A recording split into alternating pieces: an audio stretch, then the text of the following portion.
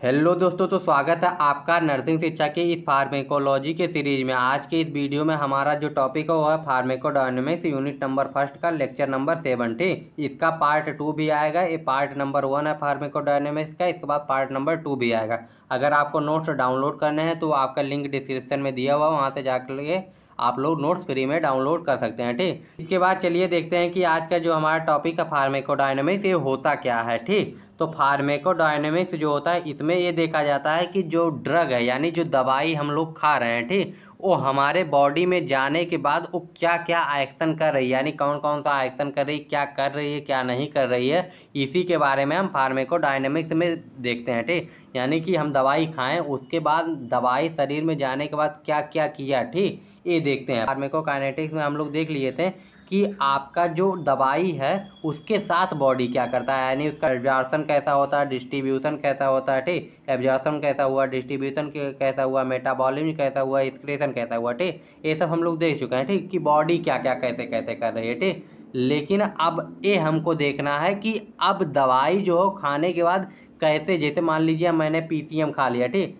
मैंने पैरासीटामॉल खा लिया, ठीक, पीसीएम खाने के बाद वो ऐसा क्या कर दी कि हमारा जो बुखार है वो रिड्यूस हो गया, कम हो गया। ठीक, बुखार हमारा गायब हो गया। ठीक, तो यही हम फार्मेकोडायनेमिक्स में देखने वाले हैं। ठीक, यानी हम दवाई खाने के बाद ऐसा दवाई क्या क्या उसमें एक्टिविटी करता है बॉडी में जाने के बाद कि उससे हमारा जो बुखार है या कोई सर दर्द हुआ वो ठीक हो जाता है, यानी क्या क्या करता है, इसी के बारे में फार्मेकोडायनेमिक्स में देखा जाता है। ठीक, तो आपको फार्मेकोडायनेमिक्स समझ में आ गया होगा ना कि फार्मेकोडायनेमिक्स क्या होता है। What does drug do to the body, यानी ड्रग बॉडी के साथ क्या क्या करता है, बॉडी में जाने के बाद क्या क्या करता है, यही आज के इस वीडियो में हमारा टॉपिक होने वाला है। ठीक, तो बेसिक कॉन्सेप्ट आपको समझ में आ गया ना कि फार्मेकोडायनेमिक्स का क्या बेसिक कॉन्सेप्ट है। ठीक, अब देखते हैं कि ये क्या होता है। तो ये होता है branch of pharmacology.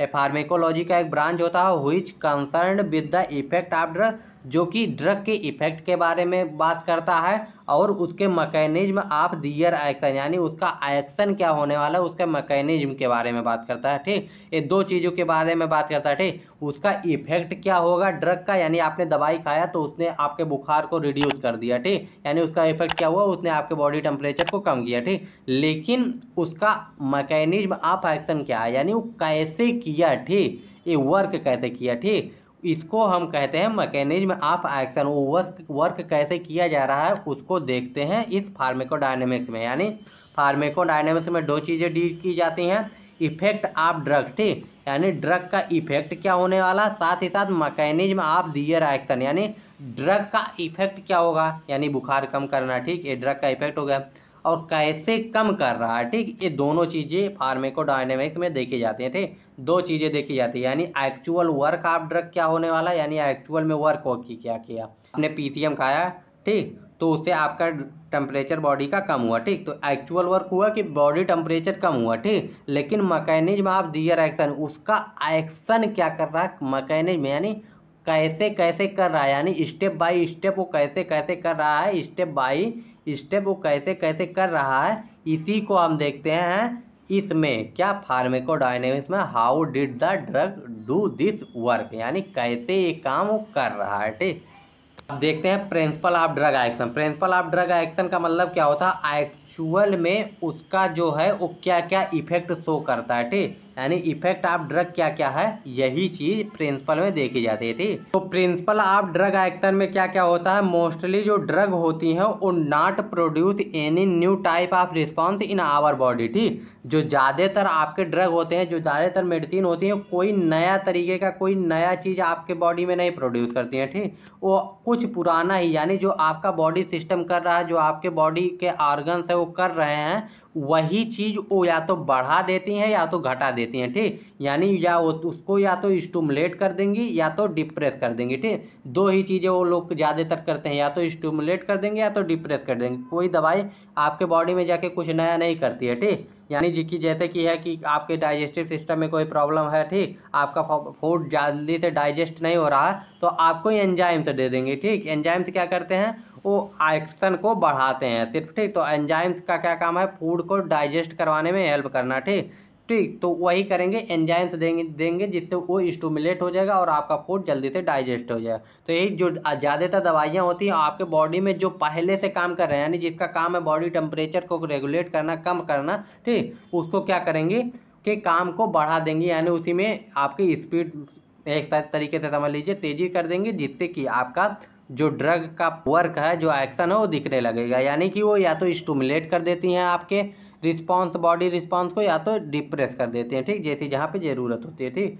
They are following action, ठीक। ये जो इसका प्रिंसिपल है, प्रिंसिपल का मतलब क्या है आप लोग समझ ही गए ना, इफेक्ट ऑफ ड्रग, यानी एक्चुअल में उसका इफेक्ट क्या है, ठीक। तो इसमें 4 से 5 इफेक्ट हैं जो जनरली कोई भी मेडिसिन करता है।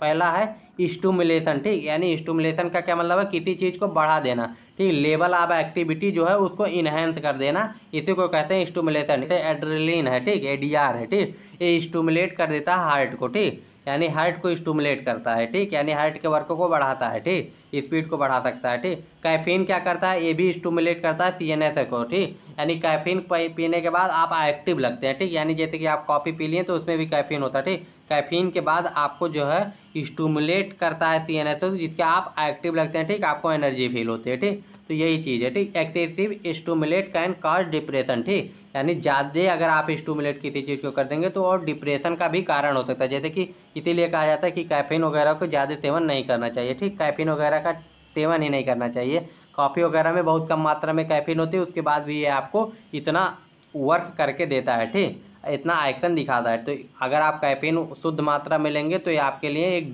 ड्रग, एक नशीले पदार्थ की तरह है, ठीक। या तो ड्रग आपका स्टिमुलेट कर सकता है या तो डिप्रेस कर सकता है, ठीक। अब डिप्रेस करेगा तो क्या, जैसे कि वो दवाइयाँ होती है जो एक्टिविटी को डिक्रीज कर देती है, यानी selective decrease of the level of the activity जो है उसको डिक्रीज कर देंगे, ठीक। यानी आपका क्या कहते हैं बीपी ज़्यादा है तो कुछ दवाइयाँ ऐसी होती है जैसे क्विनाइडिन, ठीक, ये हार्ट रेट को थोड़ा कम कर देंगे जिससे आपका डिप्रेस हो जाएगा, ब्लड प्रेशर लो हो जाएगा, ठीक। ऐसे ही हैं, ऐसी ही दवाइयाँ होती हैं जो या तो स्टिमुलेट करती हैं या तो डिप्रेस करती हैं, ठीक, यानी क्विनाइडिन आपका डिप्रेस कर देगी हार्ट को और यहाँ पे क्या था एड्रेनलिन बढ़ा देगी, ठीक। तो ऐसी दवाइयों का वर्क यही होता है, या तो स्टिमुलेट करना है या तो डिप्रेस करना है, ठीक। Some of the drug which has been both property, कुछ ऐसे ड्रग होते हैं जो स्टिमुलेट भी कर सकते हैं और डिप्रेस भी कर सकते हैं, ठीक। किसी एक ऑर्गन को स्टिमुलेट करेंगे और किसी एक ऑर्गन को डिप्रेस भी कर सकते हैं, ठीक। इसके बाद आता है तीसरा, जो उसका फंक्शन क्या होता था, इरिटेशन करना, ठीक, यानी इरिटेशन कॉज करेंगे। Non selective often harmful effect, ठीक, यानी वो हार्मफुल इफेक्ट भी शो कर सकते हैं, ठीक, specially applicable in less specific cell, ये कुछ ही जगहों पे स्पेशली होते हैं। जैसे कि रिजल्ट क्या करेंगे, इन्फ्लामेशन कर देंगे, स्वेलिंग कर देंगे, नेक्रोसिस कर देंगे, ठीक, यानी स्ट्रॉन्ग इरिटेशन ए कॉज कर सकते हैं। कहीं कहीं पे आपको स्ट्रॉन्ग इरिटेशन की ज़रूरत होती है तो इसका भी कॉज कर सकते हैं, कुछ मेडिसिन ऐसा भी रिस्पॉन्स शो करती हैं, ठीक, एक्शन शो करती हैं, ठीक। रिप्लेसमेंट में जैसे कि आप लोगों ने देखा होगा डायबिटीज़ के पेशेंट को, ठीक, डायबिटीज़ मेलाइटिस के पेशेंट को इंसुलिन लगता है, ठीक। इसमें क्या होता है, जैसे कि आपका जो बॉडी है जब वो इंसुलिन नहीं प्रोड्यूस कर पाता है तो आपको बाहर से इंसुलिन लगाना पड़ता है, ठीक। तो ऐसे ही होते हैं कुछ ड्रग ऐसे होते हैं जिनका रिप्लेसमेंट कर दिया जाता है, यानी कुछ बॉडी के ऑर्गन्स का जो वर्क है उसका वो रिप्लेस कर दे। रिप्लेस का क्या मतलब है, हटाना। आप यानी जो जैसे कि मान लीजिए आप एक काम कर रहे हैं, ठीक, रोज़ खाना बना रहे हैं, लेकिन कोई दूसरा नया व्यक्ति आ गया आपके रूम पे, वो खाना बनाने लगा, आपसे अच्छा खाना बना रहा है तो लोग कह रहे हैं कि नहीं अभी ही खाना बनाए, यानी वो आपके काम को रिप्लेस कर दिया, ठीक, आपको उस जगह से हटा दिया, यानी आपके प्लेस से हटा के वो खुद ही वहाँ पे आ गया, ठीक। तो यही करता है इंसुलिन। जैसे कि अगर इंसुलिन आपका बॉडी नहीं प्रोड्यूस कर पा रहा तो इंसुलिन का जो वर्क है वो आपका जो इंसुलिन इंजेक्शन है उसकी मदद से लगाया जा रहा है, ठीक। तो यानी वो इंसुलिन जो ड्रग है, इंसुलिन जो इंजेक्शन है वो रिप्लेस कर रहा है, ठीक, यही होता है। When our body fail to the produce their original response, यानी जब आपका बॉडी वो ओरिजिनल रिस्पॉन्स नहीं शो कर पाता, उसमें फेल हो जाता है एक्टिविटी में, तो उस सीक्रेट जैसे कि क्या क्या हो सकता है उसमें, केमिकल सीक्रेट होना, हार्मोन, एंजाइम, ये सब सीक्रेट नहीं हो पाते हैं, तब आपका जो ड्रग है वो इस काम को करता है, ठीक। यानी some of the drug given our body make up their deficiency, उसके डिफिशियंसी को मेकअप करता है, ठीक। जैसे कि इंसुलिन डायबिटीज में करता है, आयरन इन एनीमिया में करता है, ठीक। इसके बाद आता है साइटोटॉक्सिक एक्शन, ठीक। साइटोटॉक्सिक एक्शन क्या होता है, देखो साइटोटॉक्सिक एक्शन में कुछ ड्रग्स ऐसे आते हैं जैसे एंटीबायोटिक्स आते हैं, ठीक, एंटीबायोटिक्स हुआ, एंटीवायरल हुआ, तो ये क्या करते हैं, एक जो आपके कॉज करने वाले हैं, जो आपके डिजीज कॉज करने वाले हैं उस सेल को, ठीक, यानी उस सेल को मार देते हैं, ठीक, यानी किल कर देते हैं। साइटोटॉक्सिक का मतलब, टॉक्सिक का मतलब क्या हुआ, जहर, ठीक। साइटोटॉक्सिक एक्शन यानी जहर का एक्शन करना यानी मारना, ठीक। यानी ये दवाई आप खाएंगे तो ये किल कर देंगी cell which cause the disease, यानी जो डिजीज है उसको काज कर रहा है डिजीज उसको मार देगा, ठीक। लेकिन ये आपके जो बॉडी के सेल हैं उसको नहीं नुकसान पहुंचाते हैं, होस्ट सेल जो है उसको नुकसान ही नहीं पहुंचाते हैं, ठीक। ये सिर्फ आपका क्या करेंगे, ये जो कॉज कर रहा है आपका डिजीज उसको मार देंगे, ठीक। यानी कि आपका जो ड्रग है वो क्या क्या कर सकता है, पहला तो स्टिमुलेट कर सकता है, यानी किसी के एक्शन को बढ़ा देगा, किसी के एक्शन को घटा देगा, इरिटेशन कॉज करेगा, रिप्लेसमेंट और साइटोटॉक्सिक एक्शन, ठीक। साइटोटॉक्सिक एक्शन का उदाहरण क्या है, जैसे एंटीबायोटिक्स हुआ, एंटीवायरल हुआ, पेनिसिलिन हुआ, ठीक। अब आता है मैकेनिज्म ऑफ ड्रग एक्शन। अब तक हम देख रहे थे कि इफेक्ट इसका क्या क्या हो रहा था, यानी डिप्रेस कर रहा था, ठीक, यानी ये इफेक्ट क्या क्या कर रहा था। अब देखेंगे ये सब इफेक्ट कैसे हो रहा था, यानी इसका मैकेनिज्म क्या है, ठीक, प्रोसेस क्या है, स्टेप बाय स्टेप इसको आप देखने वाले हैं, ठीक। तो पहला आता है मैकेनिज्म ऑफ ड्रग एक्शन में, how any drugs produce their effect और action is known as the mechanism of drug action, ठीक। यानी कैसे कोई ड्रग प्रोड्यूस कर रहा है अपने इफेक्ट को, एक्शन को, ठीक, उसी को मैकेनिज्म ऑफ एक्शन कहते हैं, ठीक। जो ज़्यादातर ड्रग्स होते हैं वो अपना जो इफेक्ट है तभी तो करते हैं जो इंटरेक्ट करते हैं टारगेट सेल पे, यानी जो प्रोटीन्स होते हैं उन पे जो इंटरेक्ट उनसे करते हैं तभी ये अपना जो इफेक्ट है वो शो कर पाते हैं, ठीक। मैकेनिज्म ऑफ ड्रग एक्शन जो है इसमें कौन कौन सी चीज़ें इंपॉर्टेंट है, ठीक। इसमें जो है सबसे पहला है एंजाइम्स आता है, उसके बाद आयन चैनल्स आते हैं, ट्रांसपोर्टर्स आते हैं और रिसेप्टर्स आते हैं। इन सभी के माध्यम से जो है आपका जो ड्रग का मैकेनिज्म है वो कंप्लीट होता है। यानी मैकेनिज्म का क्या मतलब होता है आपके, यानी वो कैसे एक्शन कर रहा, how did the drug do this work, यानी ये ड्रग अपना वर्क कैसे कर रहा है, इसी को कहते हैं मैकेनिज्म ऑफ एक्शन, ठीक।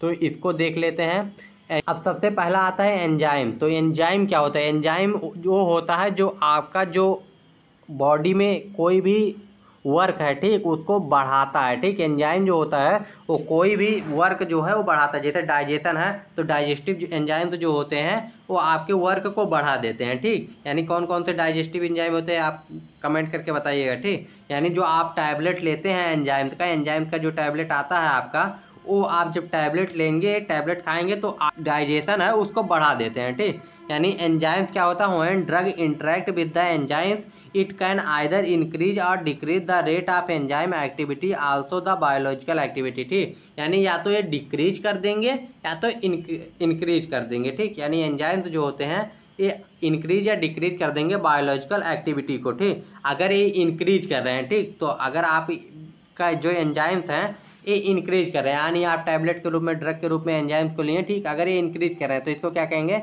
एंजाइम इंडक्शन कहेंगे, ठीक। ये इंक्रीज अगर आपके एक्शन को करेंगे तो इंडक्शन कहेंगे और डिक्रीज करेंगे तो इनहिबिशन कहेंगे, ठीक। यानी when drug bind with enzyme and increase the activity, यानी जो ड्रग आप ले रहे हैं वो अगर आपके एंजाइम के साथ बाइंड करके जो आपका एक्शन है, ठीक, जो एक्शन आपको दिखाना है उसको इंक्रीज करेंगे तो उसको इंडक्शन कहेंगे, डिक्रीज करेंगे तो इनहिबिशन कहेंगे, ठीक। इसके बाद आयन चैनल्स आता है, ठीक। There are many ion channels in our body, ठीक। हमारे बॉडी में जो है बहुत सारे आयन चैनल्स होते हैं, ये क्या करते हैं, ये ट्रांसपोर्टेशन का काम करते हैं, ठीक। सेल मेम्ब्रेन में आयन चैनल्स जो होते हैं वो ट्रांसपोर्टेशन का काम करते हैं, ठीक। Drug can affect ion channel, drug जो होता है आयन चैनल को अफेक्ट भी कर सकता है और ये मूवमेंट को भी अफेक्ट करता है डायरेक्टली बाइंड करके, ठीक। यानी आयन चैनल से अगर ड्रग बाइंड कर रहे हैं तो ये इसको भी आयन चैनल को अफेक्ट करेंगे, जिससे कि जो मूवमेंट है मेम्ब्रेन के इस पार से उस पार उसमें डिस्टर्बेंस होगा, ठीक। या तो वो इसको इंक्रीज कर देंगे या तो डिक्रीज कर देंगे। जितने जल्दी सेल तक पहुंचेगा ड्रग्स आपका उतने जल्दी वो अपना एक्शन शो करेगा, ठीक। देखा, क्विनेडिन जो होता है ड्रग वो ब्लॉक कर देता है मायोकार्डियल सोडियम चैनल को, ठीक। यानी क्विनेडिन जो ड्रग है वो ब्लॉक कर देता है जिससे कि आपका सोडियम चैनल ब्लॉक हो जाता है, जिससे कि वो अपना एक्शन शो नहीं कर पाता, अपना एक्शन नहीं कर पाता, ठीक। इसके बाद देखते हैं ट्रांसपोर्टर्स क्या होता है। ट्रांसपोर्टर्स का क्या मतलब होता है, कुछ ऐसे चीज़ें होती हैं, कुछ ऐसे सब्सटेंस होते हैं जिसके थ्रू आप जो सेल मेम्ब्रेन है उसके इस पार से उस पार जा सकते हैं, ठीक। फैसिलिटेट डिफ्यूजन जो होता है उसके थ्रू आप इस पार से उस पार जा सकते हैं। तो ये जो ट्रांसपोर्टर होते हैं यही लाने ले जाने का काम करते हैं, ठीक। यानी सेवरल सब्सटेंस होते हैं, बहुत सारे सब्सट्रैक्ट होते हैं या सब्सटेंस होते हैं जो मूव करते हैं मेम्ब्रेन के, ठीक, by the bind of specific transporter, यानी ट्रांसपोर्टर के थ्रू ही बाइंड करके जाते हैं। जब ड्रग इसको अफेक्ट करता है, ठीक, तो ये क्या करते हैं, सोल्यूट कैरियर में इसको इंटरेक्ट होते हैं और इनहिबिट करते हैं, ठीक। यानी इनहिबिट करेंगे जब इसके मूवमेंट को, तो मेटाबॉलाइट या आयन सब्सटेंस जो होगा उसका जब इनहिबिट कर देंगे तो ये ट्रांसपोर्ट जो है वो सही से नहीं हो पाएगा, ठीक। यानी आपका जो ड्रग है वो रिसेप्टर्स होते हैं, सब्सटेंस होते हैं, इसको ब्लॉक कर देते हैं, ठीक। ये चैनल मान लीजिए आपका है और ये ट्रांसपोर्टर्स है, ठीक, ये सब्सटेंस है, ठीक, ये इसके थ्रू इसके पास जाना है तो इसी के थ्रू आ पाएगा, ये कहीं से भी नहीं आ पाएगा, ठीक। यानी ट्रांसपोर्टर के थ्रू ही आपका जो सब्सटेंस है वो इस पार से उस पार आएगा। यानी देखिए पहले सब ट्रांसपोर्टर का मुंह इधर था, वही आपको इस पार से उस पार लाएगा मेम्ब्रेन के, ठीक। इसके बाद आता है रिसेप्टर। तो रिसेप्टर सिंपल भाषा में समझिए क्या कह सकते हैं आप, बाइंडिंग साइट कह सकते हैं, जहाँ पे आके कोई भी जो सब्सटेंस है वो बाइंड होगा तभी इस पार से उस पार आपका जा पाएगा ट्रांस मेम्ब्रेन के थ्रू, तभी आपका वो सेल इंट्रासेलुलर से एक्स्ट्रासेलुलर और एक्स्ट्रासेलुलर से इंट्रासेलुलर में जा पाएगा, ठीक। ये बाइंडिंग साइट होते हैं या प्रोटीन भी होते हैं, यानी ये दोनों चीज़ें होती है। प्रोटीन बाइंडिंग साइट तो होती ही है, साथ में ये प्रोटीन भी होते हैं, ठीक। Which present on surface of inside of the cell, ठीक। ये जो प्रेजेंट होते हैं इनसाइड जो सरफेस होता है सेल मेम्ब्रेन का, सेल का, उस पे होते हैं, ठीक। और ड्रग बाइंड करते हैं और एक्टिवेट करते हैं, ठीक, जिससे इनका फार्मेकोलॉजिकल रिस्पॉन्स शो होता है, ठीक। यानी जो रिसेप्टर से जब बाइंड कर लेंगे तो ये जो बाइंडिंग इनका बाइंडिंग साइट है तो ये बाइंडिंग फास्ट होने लगेगा या स्लो होने लगेगा, जिससे इनका फार्मेकोलॉजिकल रिस्पॉन्स शो होने लगेगा, ठीक। तो कौन कौन सा टॉपिक था इसमें, एंजाइम था, एंजाइम होगा आयन चैनल से, ट्रांसपोर्टर से और रिसेप्टर से, ठीक। इस रिसेप्टर टॉपिक को अगले वीडियो में हम डिटेल में देखे वाले हैं। इसका क्लासिफिकेशन क्या होने वाला है, ठीक, इसके क्लासिफिकेशन को भी देखेंगे। साथ ही साथ में हम लोग देखने वाले हैं इसके थ्योरी को, रिसेप्टर थ्योरी को देखेंगे और इस और भी टॉपिक जो बते हुए हैं इसको भी देखेंगे। साथ में एंटागोनिज्म एगोनिज्म क्या होता है इसको भी हम लोग देखने वाले हैं, ठीक। अगर आपको वीडियो पसंद आया हो और आपको इन्फॉर्मेटिव लगा हो तो चैनल को सब्सक्राइब कर दीजिए और अपने दोस्तों के साथ भी शेयर कीजिए। साथ ही साथ आप लोग टेलीग्राम, इंस्टाग्राम और फेसबुक को भी फॉलो और लाइक कर लीजिए, ठीक। वहाँ पे भी आपको इन्फॉर्मेटिव वीडियो मिलते रहते हैं। नोट्स चैप्टर कंप्लीट होने के बाद में आपको टेलीग्राम पे प्रोवाइड कर दिया जाएगा पूरे चैप्टर का। और मिलते हैं सेकंड पार्ट में। बाय बाय, टेक केयर, जय हिंद।